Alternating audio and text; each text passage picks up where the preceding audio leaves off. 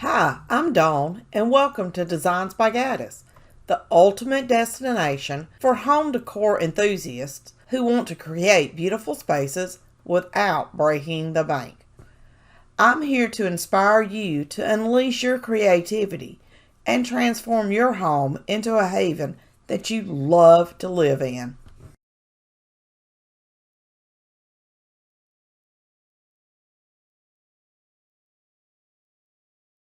I use six Dollar Tree wood blocks, a ruler, and a pencil. I found the center of each block by placing the ruler from corner to corner and placing a light mark with the pencil.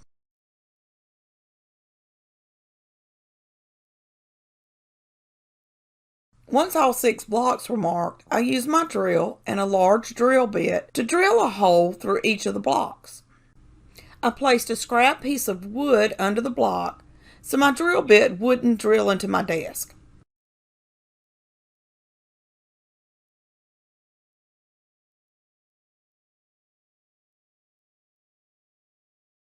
I used a finger sander and sanded each of the blocks. I wanted to remove all the little spurs after I drilled the holes.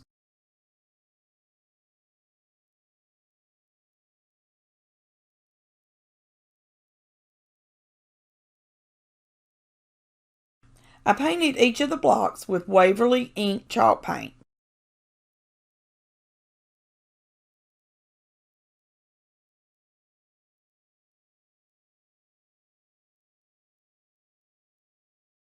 Once the blocks were dry, I placed a piece of tape at the end of some twine. I did this so the twine would be easier to string through the blocks.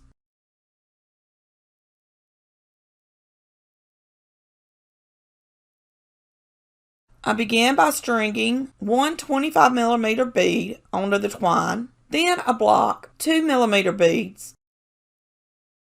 and I continued this pattern until I reached the end.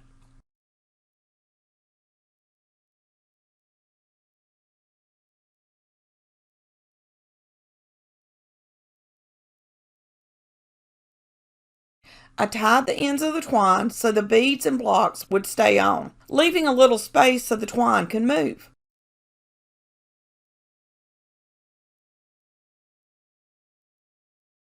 Using my Cricut and some tan vinyl, I cut out the word family and applied the vinyl to the blocks.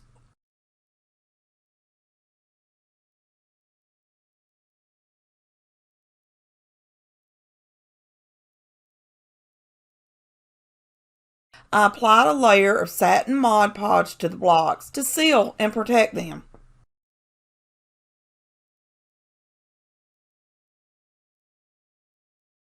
This is the Kirkland's image that I was duping.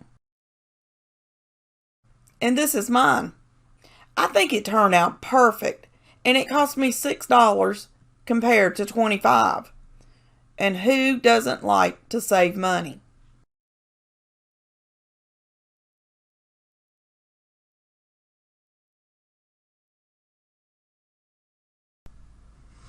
I had these thrifted letters in my stash and purchased a pack of these adorable cow heads from Amazon. I wanted to recreate a Wayfair sign. I painted the H with folk art Java chalk paint, making sure I got all the sides. I didn't want any of the MDF board showing.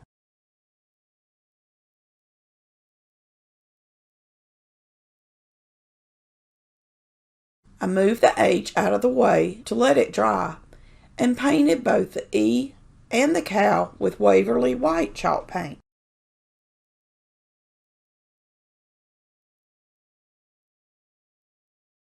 Moved them out of the way to dry and painted the M with folk art aqua acrylic paint.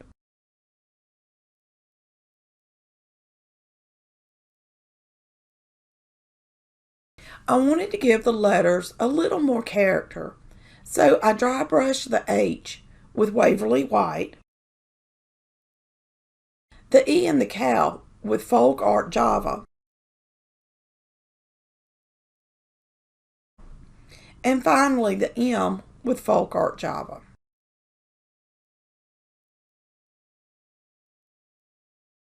Now to put the sign together.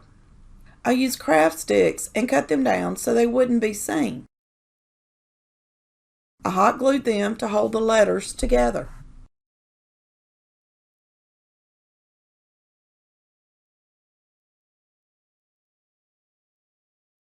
I also hot glued the cow to the H and the M.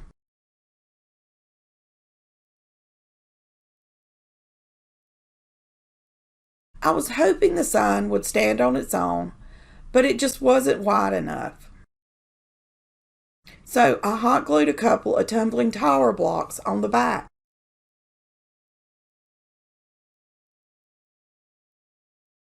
And oh my God, can we all say so stinking cute?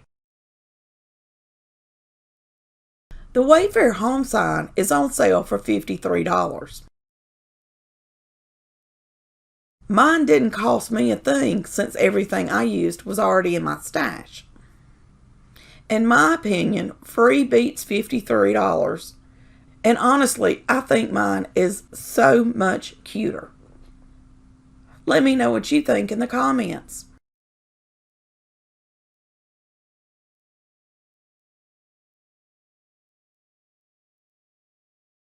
I found this large wood tag in my stash that I had picked up a while back at Goodwill for $4.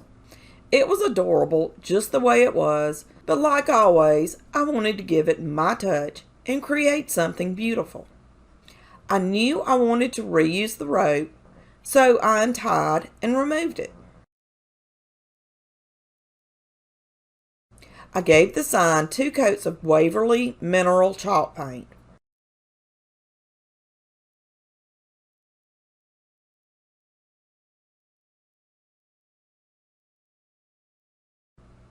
And guys, I have fallen in love with this chalk couture stencil, and I've used it on several pieces already.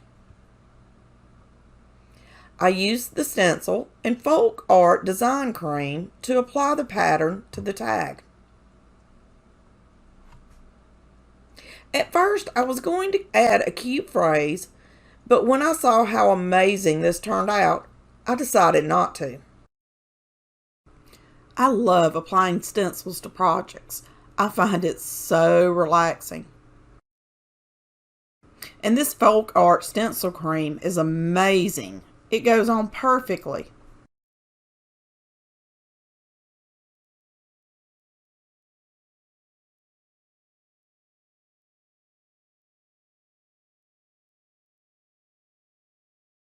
I used my Cricut weeding tool to remove the paste from between the wood.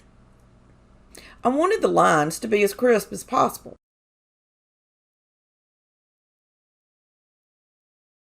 Once I had dried it with my heat gun, I used a small piece of 220 grit sandpaper to remove more of the paste from between the slats.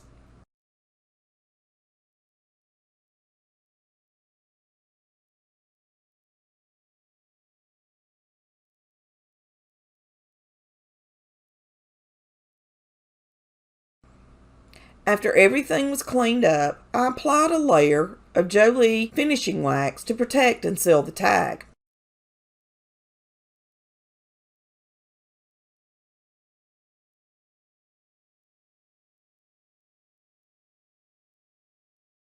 And then reattach the rope.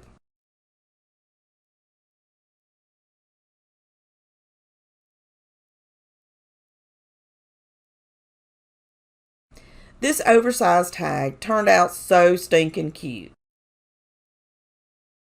And have I mentioned how much I love this stencil? Let me know what you think in the comments.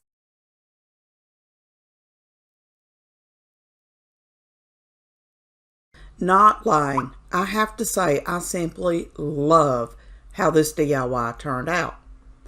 I glued together 6 Dollar Tree pallets using Dollar Tree wood glue and hot glue.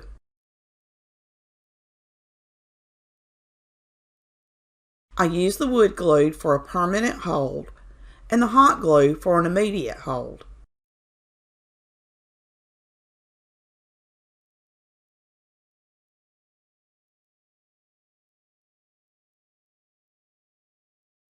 I cleaned up any of the glue that seeped out with a box knife and a paper towel. I wanted my surface to be as smooth and flat as possible.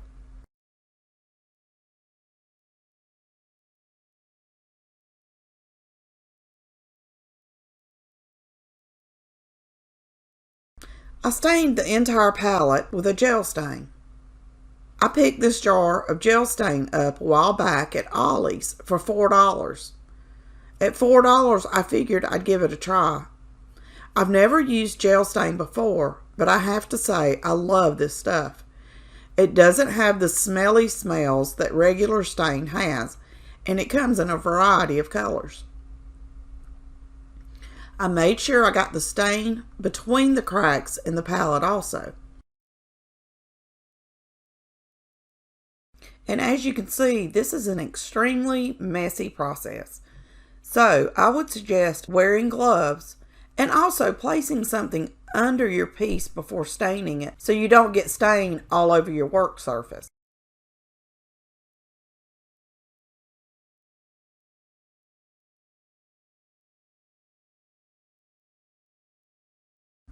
Once the stain had dried, I cut down a couple of leather straps from a roll I had gotten from Amazon about a year ago. You'll find it in my Amazon store.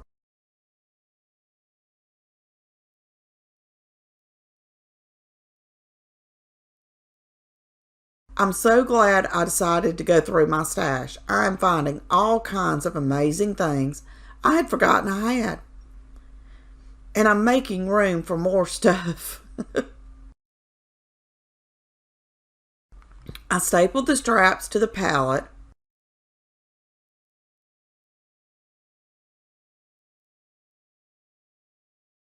and hot glued some silver thumbtacks to cover the staples.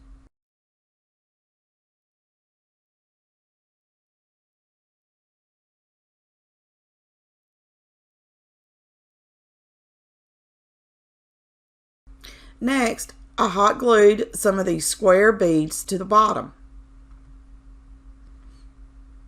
I decided to place the beads on each of the palettes so the tray wouldn't droop over time.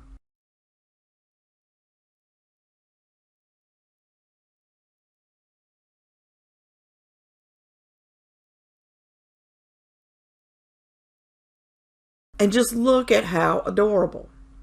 I just wish I wouldn't have gotten the glue on the top, but I can cover it up with decor. And it's so sturdy and high-end looking.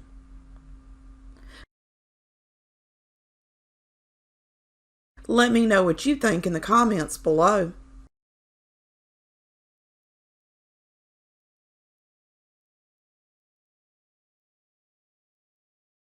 Okay guys, I have to say this is my absolute favorite DIY ever. I'm not kidding. This project turned out so good. I am super excited to share it with all my crafting family and friends. I used this Hobby Lobby 12-inch round and sanded it with a Dollar Tree sanding sponge to smooth out the wood. I used Waverly antiquing wax and a baby white to stain the entire wood round, front, back, and sides.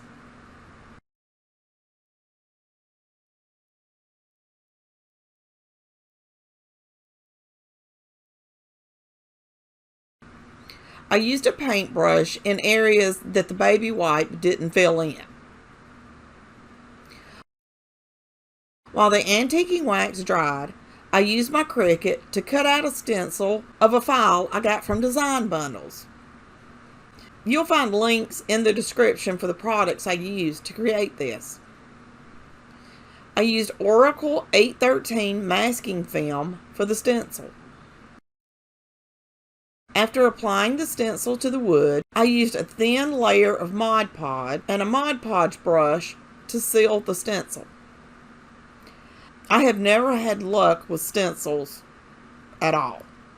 So, let's all keep our fingers crossed. I wanted as little bleed through as possible and the sharpest lines that I could get. So, I tried every trick I have seen other crafters use. I let the Mod Podge dry completely before moving on. I think that is what I do wrong. I'm so impatient, I never let things dry completely.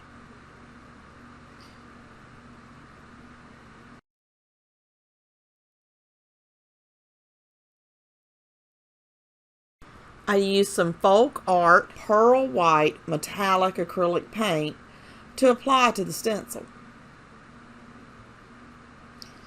And for my stencil brush, I used a Dollar Tree makeup sponge and a clothespin. I have done this before and came out with pretty good results. I like it better than the stencil brushes I have used in the past. I applied 3 layers of paint using the pouncing method. Like I said, I was trying to get as little bleed through as I could. I lightly pounced the sponge onto the stencil until I had my first layer complete. I used my heat gun to dry the paint between layers.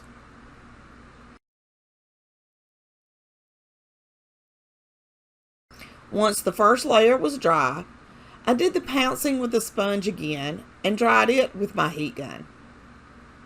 And I then applied the last layer of paint and dried it. I let the last layer dry for about 30 minutes.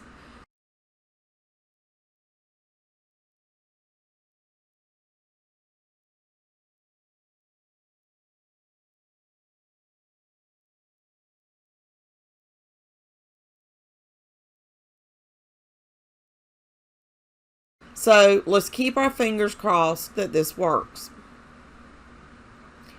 I started removing the stencil using my Cricut weeding tool. So far, so good. I continue pulling up the stencil.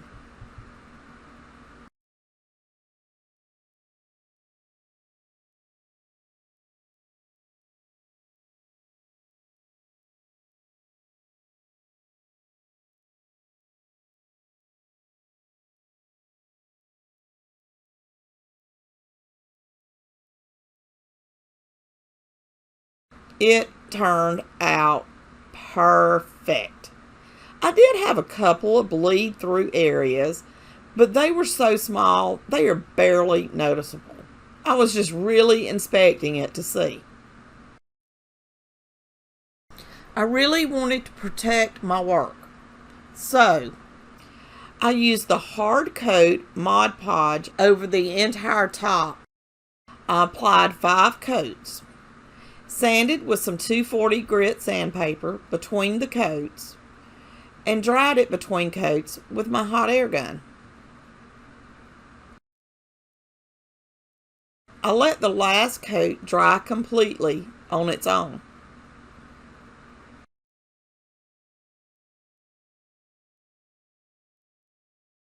Now to assemble the Lazy Susan. I used this 4-inch wood coaster as the base. I stained it with the same antiquing wax so it would match the top. And I also left the little felt pieces on the bottom of the coaster. I purchased a set of these Lazy Susan thingies from Amazon for another project I just never got around to finishing. I placed it in the middle of the coaster and drilled 4 small holes in the coaster. I didn't want the coasters to split when I put the screws in. I then screwed 4 number 4 1/2-inch screws into the coasters. The hardware from Amazon didn't come with any screws, so keep that in mind when you purchase it.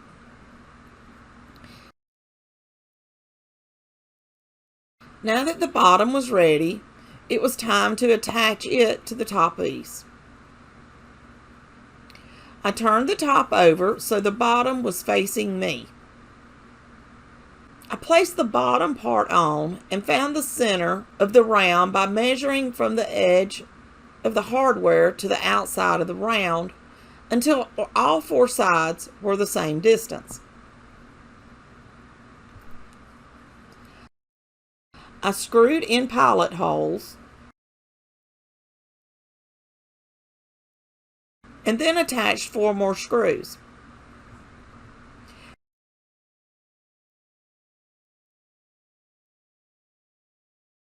And wow, look at how amazing this Lazy Susan turned out. I simply love the design and the versatility of the Lazy Susan. I can't wait to display it on my kitchen island. And the best part is it spins. Let me know your thoughts on this amazing and beautiful Lazy Susan. I'm amazed at how simple it was to put together. I will definitely be making more of these in the future.